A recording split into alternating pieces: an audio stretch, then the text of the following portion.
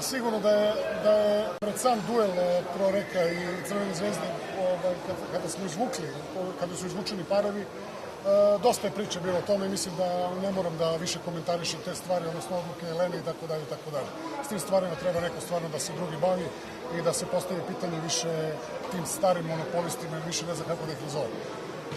Što se tiče same utakmice, jedna izuzetna utakmica, izuzetan ambijent, izuzetna igra i sa jedne i sa druge strane.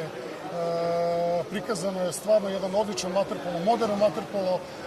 Ono što je bitno, pre svega da iskoristim priliku stvarno da od sveg srca čestitam svojim igračima na izuzetnoj borbi, na izuzetnom pokazanom karakteru, da smo stvarno jedna ekipa, nažalost koja već danas 9. novembra mora da ispadne iz Lige šampiona. I ono što je zanimljivo, siguran sam da bi se tako isto osjećali igrači Reka, odnosno njihova uprava, ali o tom potom. Ono što je sada sigurno je da sam već pred ovu utakmicu rekao koliko se desi ova situacija, da sigurno moram da menjam kalendar i priprema i odnosno